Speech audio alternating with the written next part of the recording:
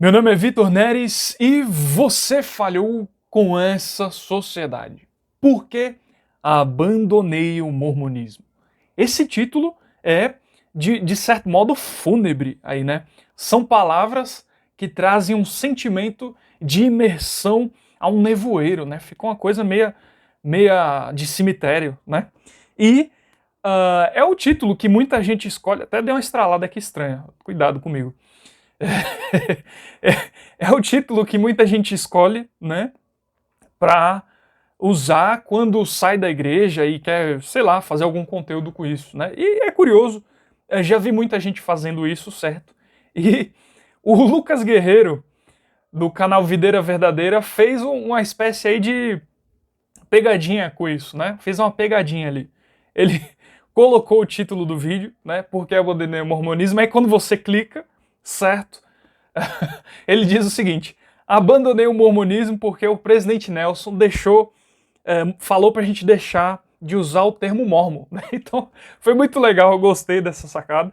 E imagino que as irmãs da Sociedade de Socorro, por um momento, né, seguraram a sua respiração, que elas gostam muito do Lucas, certo? E depois soltaram com alívio quando ele revelou tudo, né?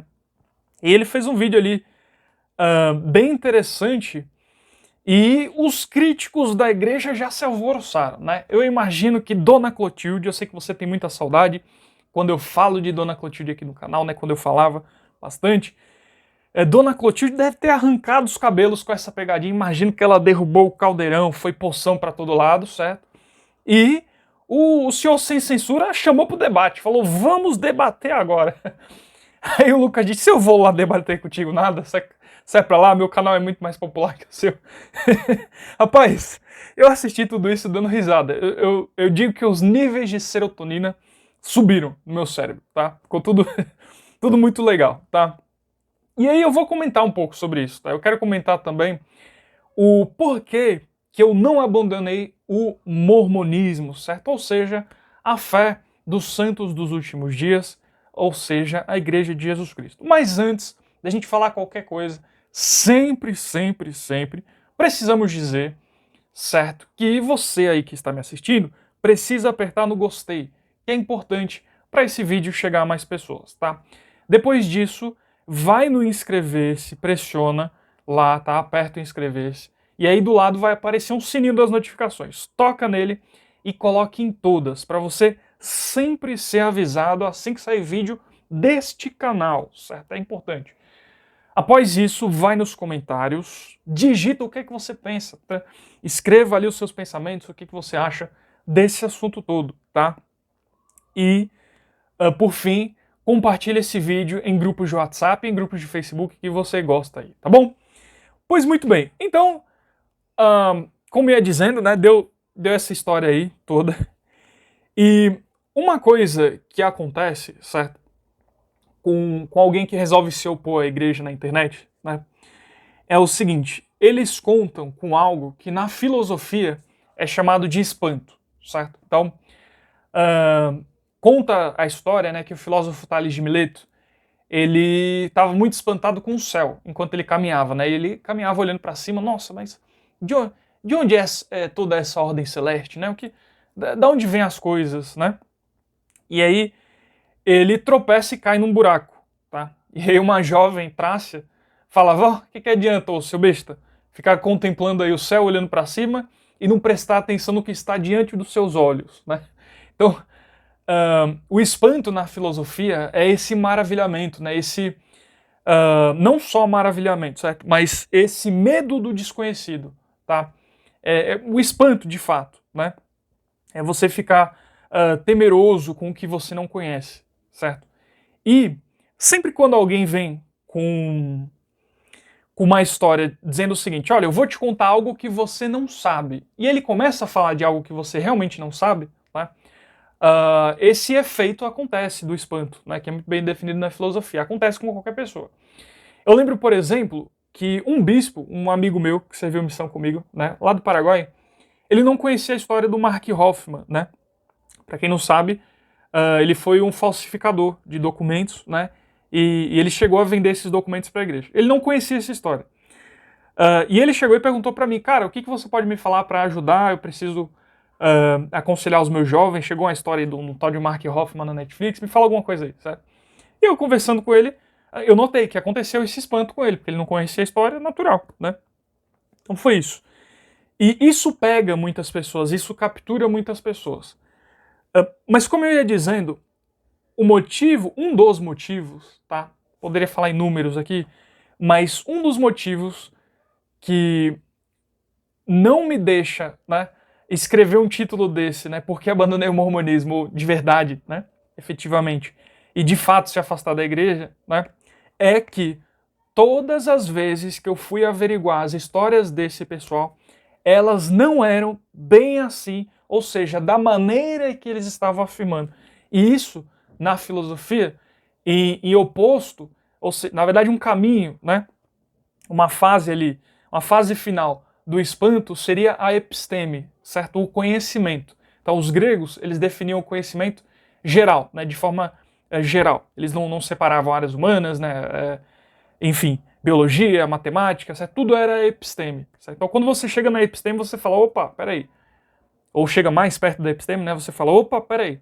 Esse pessoal, né, não está dizendo exatamente as coisas como elas se apresentam, né?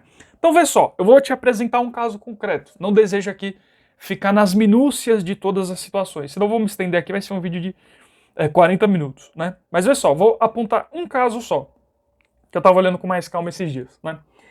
Na boca dos opositores da igreja, quando você entra no canal deles, você vê o seguinte, né? Eles dizendo o seguinte, mas M. Smith descobriu a poligamia de Joseph Smith, certo? Pegando eles dois, ele e Fanny Alger, num celeiro. Por isso ele contou a conversa mole da poligamia para justificar, certo? Foi tudo um arranjo, tudo. Isto é um fato irrefutável, né? Irrefutável, certo? Você ouve isso, né? Aí, beleza, né? Faz tempo que eu escuto isso, não é de agora. Aí quando você vai averiguar a história, né? Então veja só em que pé está. Começa por aqui, né? É um fato irrefutável, né? Isso aconteceu, certo? Eu estou ilustrando aqui como é que esse povo fala, né? Aconteceu, isso é um fato. Aí beleza. Então você tem o espanto aqui na filosofia. Quando você vai chegando na episteme, você passa a estudar, a conhecer o que de fato tem a respeito disso, quais são as evidências, quais são os registros, você vê que, na verdade, né, a fonte dessa conversa toda são cartas de um sujeito chamado William McLellin, que não é nem uma fonte primária, nem uma fonte secundária, certo? Ou seja, ele narra que ele ouviu dizer que M. Smith teria pego Joseph e Fanny Alger num celeiro. Aí você fala, rapaz, como é que é? Então quer dizer que eu vou no canal do opositor da igreja, eu vejo lá que isso é um fato irrefutável. Quando você vai investigar a história, você vê que é um cara que ouviu dizer e estava narrando isso para Joseph III, um dos filhos de Joseph Smith. Então você fala, pois é, então essa é a diferença, certo? As coisas partem do fato irrefutável para o eu ouvi dizer. Olha só como esses caras apresentam as coisas. Qual é o nome disso aqui? Qual é o nome disso aqui? Diga para mim, aí na sua mente, qual é o nome disso aqui? Seria supostamente safadeza intelectual, picaretagem? Eu não sei, você defina aí, tá? Então, essa é só uma das histórias. Então não tem jeito, não tem jeito. É você averiguar e você vai ver que, cara, essa galera não está preocupada aí numa busca sincera das coisas como elas são e como elas se apresentam, certo? No método socrático de busca da verdade. Essa galera não está nem aí para isso, né? O negócio é só jogar tomate, é só jogar pedra e fale o que quiser e vai, sem nenhuma preocupação com as verdades socráticas, né? Objetivos. Então, isso tudo fortalece o meu testemunho, tá? Fortalece, porque toda hora que eu vejo uma pegadinha, uma arapuca, uma fonte que não era bem assim, certo? E veja só, não é deixar de lidar com temas que são polêmicos para a igreja, porque eles existem de fato. Existem temas que são polêmicos e você tem que lidar, você já me desculpo que eu sou sempre meio... Tem um só grande aqui, né? Eu vou passando a mão no nariz. Não é deixar de lidar com as coisas como elas são, certo? Você tem temas polêmicos e você tem que lidar com eles. Mas, nesse caso e muitos outros, tá? A coisa é bem diferente e não é como esse pessoal apresenta. Então, muita gente é pega pelo espanto, né? Pelo desconhecimento. E às vezes nem chega à episteme, né? Da situação. E aí, uma coisa que me marcou também, recentemente, é que eu tava numa aula do instituto, tá? Não vou dizer de qual região é, também, para não expor ninguém. E aí a pessoa que tava dando essa aula, ela falou assim, eu prefiro que vocês ouçam os temas polêmicos da igreja aqui, nessa aula do instituto, do que lá fora, por um canal que eu não sei se vai contar toda a verdade para vocês, né? E aí, eu dei muito valor para aquilo, eu dei muito valor. Porque é de se indignar quando você vê essas coisas, né? E assim, não acontece só com a igreja, tá? Isso eu já vi acontecer com adventistas, com testemunhas de Jeová, com o pessoal da CCB, certo? Tem lá, porque abandonei o adventismo também, né? Então, uma coisa é uma coisa, outra coisa é outra coisa. Se você for falar, por exemplo, lá dos adventistas, né, do grande desapontamento, se eu não me engano é esse o termo que eles usam, você vê lá, eles abordam isso na história deles, né? Mas tem gente que inventa coisa, eu tenho uma noção da fé adventista, certo? E eu, quando tô vendo ali alguém falando, eu sei, pô, esse cara aqui tá contando conversa, né? Tá contando história. Então, ou a mesma coisa da igreja católica, certo? Esse cara que tá contando uma coisa que não é esse fato, entende? Então, eu me indigno ainda assim com a fé dessas outras pessoas sendo vilipendiada. Que é isso que esse pessoal faz, certo? Então, a máxima de Maquiavel vale para esse povo, né? Os fins justificam os meios, né? É o ápice da picaretagem, essa frase de Maquiavel, né? Então, é assim que as coisas são, né? E... certo, esse é um dos motivos, tá? Outros é que eu tenho um testemunho do Evangelho, certo? Eu realmente amo o Evangelho de Jesus Cristo, ele tem uma mudança da água para o vinho na minha vida, tá? E eu sei que isso é pouco ainda, que tem muito mais para acontecer.